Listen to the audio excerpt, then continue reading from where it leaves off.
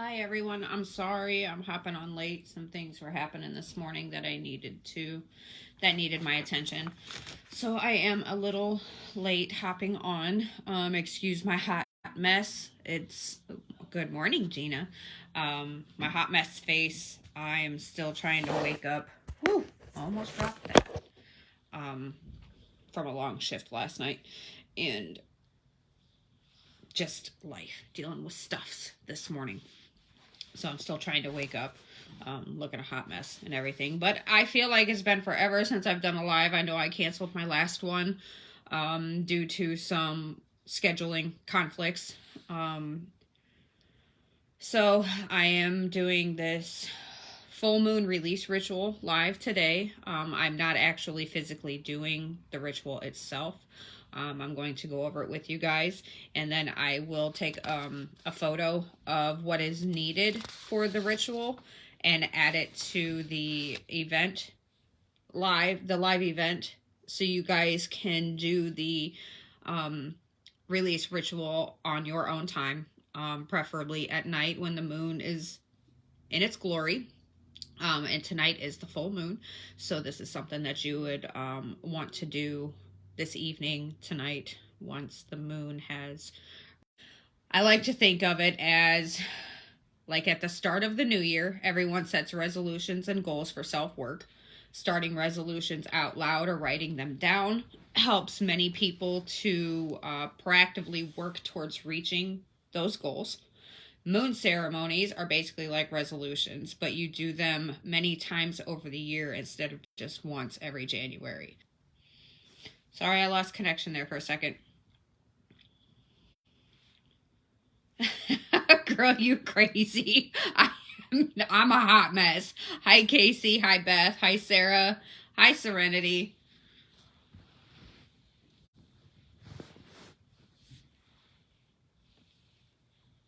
My video froze, so it may have been on my end for the lag. I lost connection for some reason to my Wi-Fi. So as I was saying, think of full moon release rituals as kind of like a New Year's resolution that you do once a month, to re-establish those goals and intentions each and every month instead of just once a year like you would for your New Year's resolutions. It's traditionally thought that new moon rituals can be most powerful around manifesting things to come, and a full moon ceremony is a great time to release. Girl, I'm crazy too. To release and let go. For me personally, right now, a lot of my self work is rooted in the need to let go. Habits that aren't helping me grow, ideas that are no longer serving me. There's a lot that I hold in that I just need to let go of. And letting go is a key factor in growth. You have to be able to let go. I know, Sarah, I lost connection for a second. It might have had something to do with my connection, but I'm on mobile now, so it shouldn't lose it. Maybe try to disconnect your Wi-Fi and just use your. You are definitely right, Jacqueline. Letting go is a very hard thing to do, and it takes a lot of work, which is why, as I was saying, but if you hadn't heard, being able to do these full moon release rituals once a month can help to accomplish that goal each and every month. If you're having trouble letting go of something, say this month you set your intention of letting something go this month and you still haven't been able to let it go by the next full moon, you can do this ritual again and try again to help you let go of those things that no longer serve you. It's not an easy feat to accomplish. I tend to hold on to things that I should not hold on to. It has come a little easier with me over the years to be able to just let things go. I think it all depends on the situation and the people that are involved in that process as to how easy or how difficult it is to let those things go. When it involves family and close friends and such, it's not exactly the easiest thing to do, or things that you hold near and dear to your heart, those aren't always the easiest things to just let go of. Hello, Ellen. All right. And that's all you can do, Casey. You have to keep trying. Always, always, always keep trying. There's nothing wrong in if you stumble and you fall, you get back up and you try again. Don't ever stop trying. That's the biggest thing. Don't ever stop trying. So there's really no wrong way to go about full moon rituals, in my opinion, as long as your ceremony helps you check in with yourself and feel aligned with your intentions. It's going to benefit you regardless. So while some people think you should do full moon manifesting, I think release and manifesting go hand in hand, so I like to merge them. This ritual it's an easy full moon ritual for manifestation, release, and self-love, which we all want to be able to manifest things. Everybody has things that they need to release, and every single person, especially male, female, it don't matter. Everybody needs to learn some self-love. To get started, make sure you are doing your full moon ritual on a totally full moon night, which would be tonight. I have an app on my iPhone to track moon phases. It's called Full Moon. Because it can be hard to judge the phases accurately by the eye, I like to wait until it's dark out and the moon is high enough in the sky that it looks large and full. And this is usually 1 to 2 hours after sunset, but it varies based on the time of year.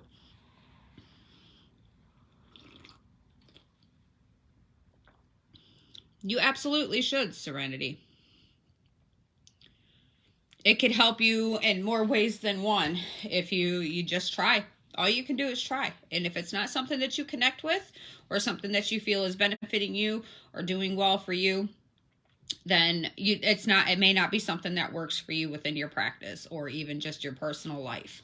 But I would always suggest everybody to try at least once to see if it's something that you do connect with. So as I said, I am going to go over the things that you need for this ritual.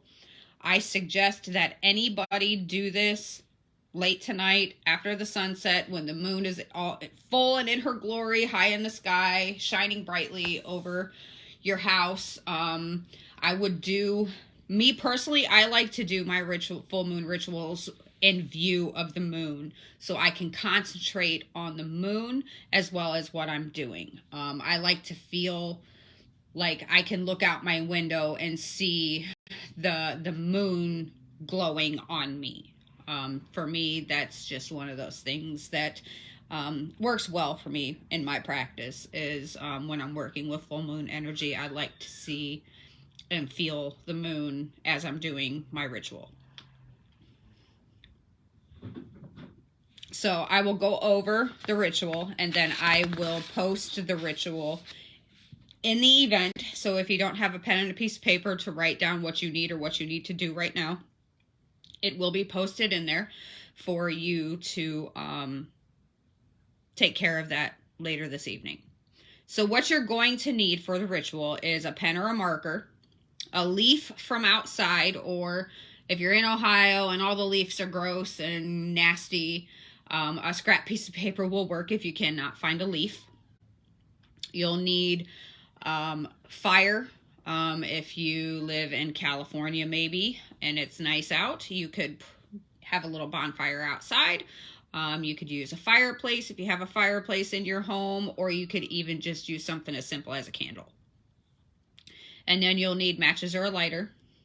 And then you're going to need crystals or sage, and that's personal preference. If you use those, you can bring them into this ritual. If you don't, it's not a big deal.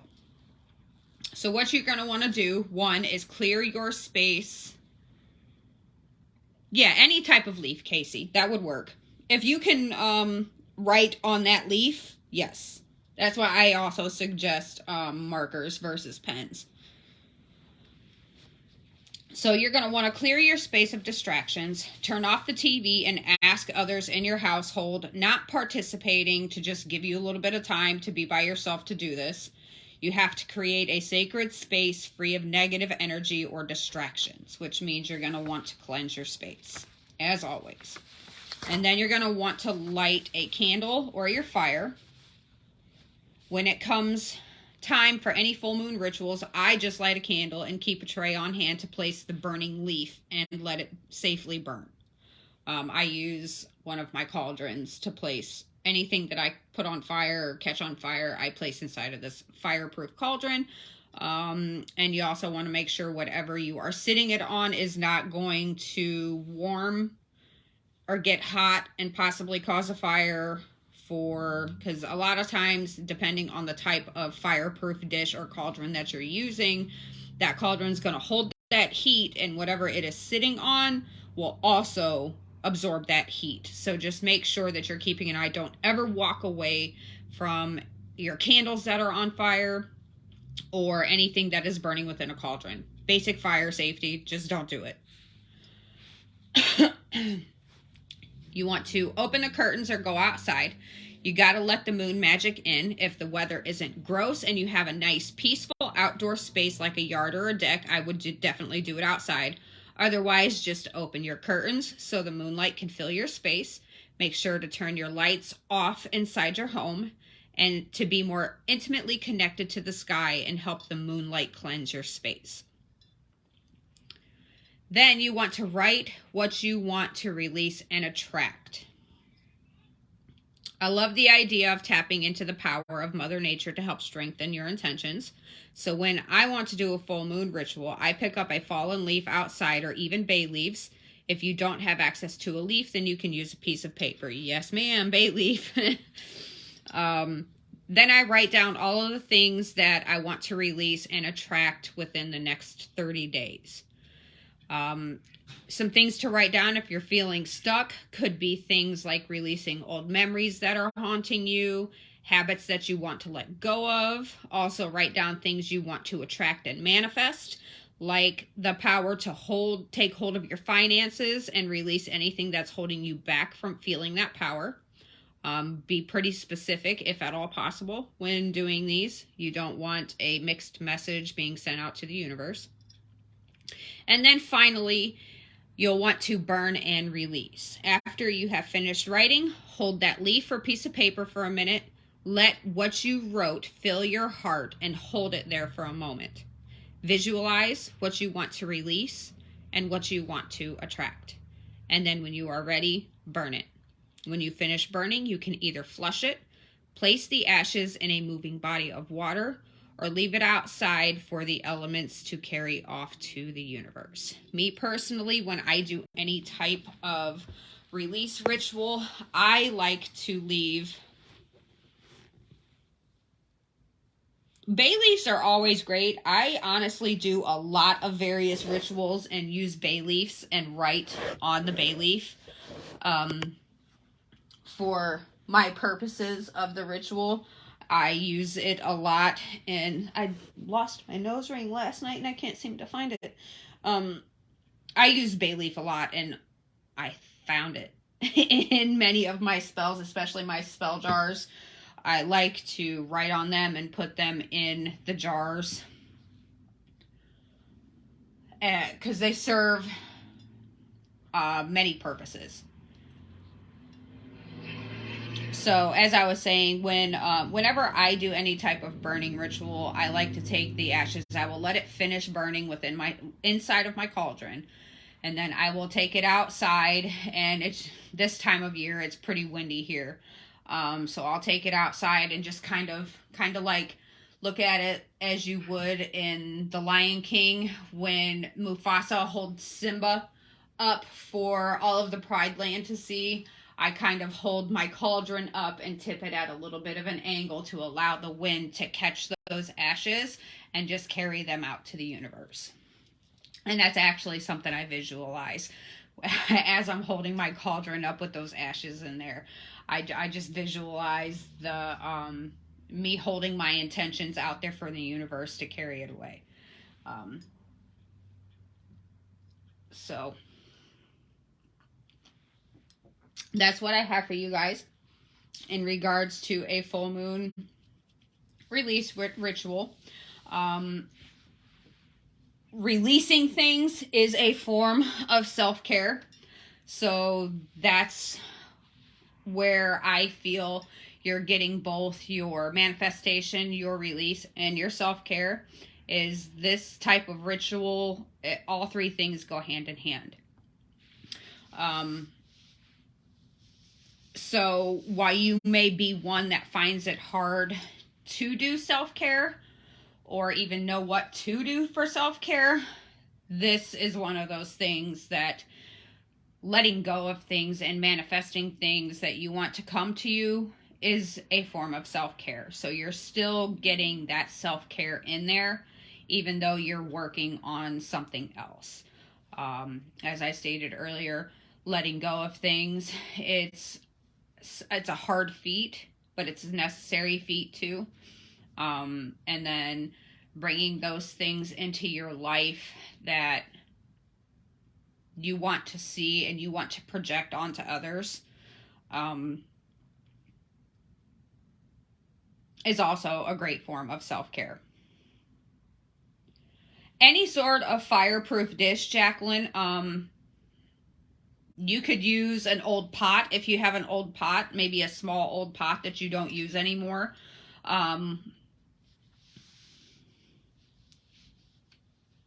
You are absolutely right. Casey says self-care is different for all of us. This is a great opportunity to start a new habit. You are absolutely right. But Jacqueline, as I was saying, you can use any type of fireproof dish. Old pots, your cauldron. If you are outside or in an area where you can do create a little bonfire, you could do it outside versus inside of a fireproof dish. Casey says terracotta is good for burning. Yep, I didn't even think about that. That holds heat though, so just be sure whatever you are putting, so does the abalone shell, absolutely. They all hold heat, so make sure that you are putting your fire safe dishes on something else that is fireproof. You don't want to be catching your house on fire while doing a new moon ritual. Having firefighters show up and they ask you what happened, and you tell them that you caught your house on fire while you were doing your witchery. I can just see their faces now. I actually shared with my supervisor at my new job yesterday. We were talking about this history paper that I have coming up, which is ancient slavery. Was it a life sentence, a life opportunity, a death sentence, or a living death? And he's a history major. So he told me about his dissertation that he wrote before he graduated, and it was actually on the decline of witchcraft.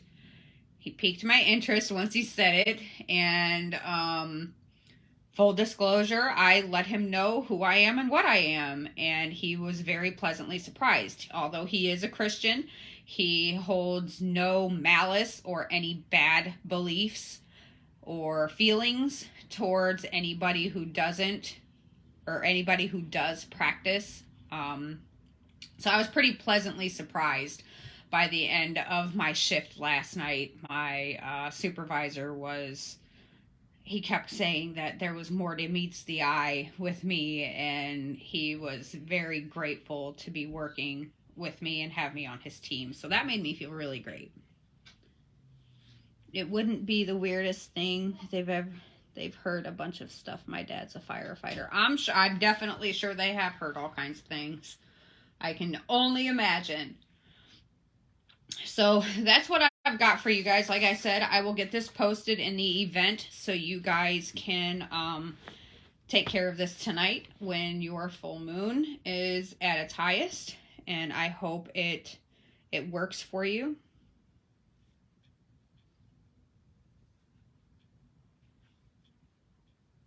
No worries.